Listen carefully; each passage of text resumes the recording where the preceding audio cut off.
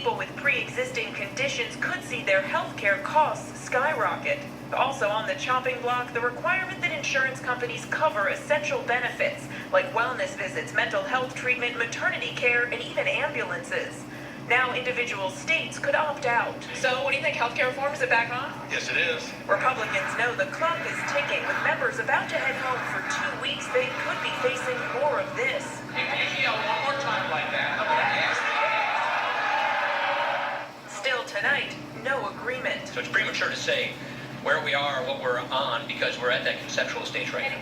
And so let's bring in Mary Bruce tonight. Mary, the White House is offering new concessions to conservatives, but what about moderate Republicans? Are they going to be on board this time? David, Republicans are facing the same balancing act that derailed them the first go-round. Any concessions to conservatives risk alienating the moderates. Now, the vice president will be back here on Capitol Hill tonight to meet with Republican leaders. They are eager to get this done. David? Mary Bruce, live on the Hill again tonight. Thank you, Mary. Also this evening, Ivanka Trump answering criticism about her involvement with her father's administration. The first daughter now taking on an official role at the White House as an assistant to the president.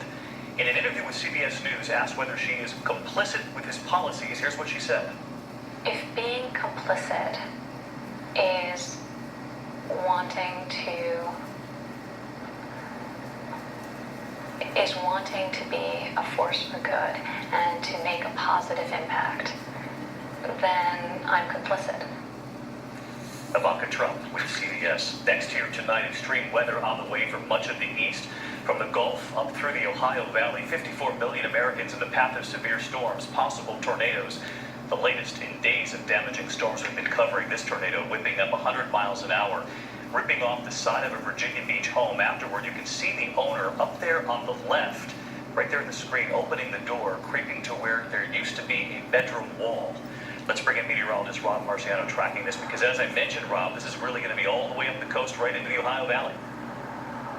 Yeah, several days of it, David. A snowstorm this morning across Denver. Now the plains, and we're already seeing severe weather pop. Check it out in Oklahoma. We've got a severe weather watch there with storms that are firing, damaging hail and wind. As we wrap the storm, it's really going to expand. And by tomorrow morning, we get 2 rounds of it across Alabama, Mississippi, and the southeast, and then another round of severe weather late tomorrow.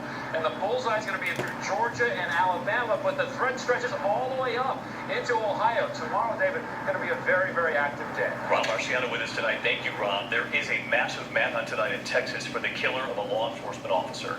Authorities say this black SUV pulled up to the courthouse as the officer was arriving for work. Someone inside opening fire.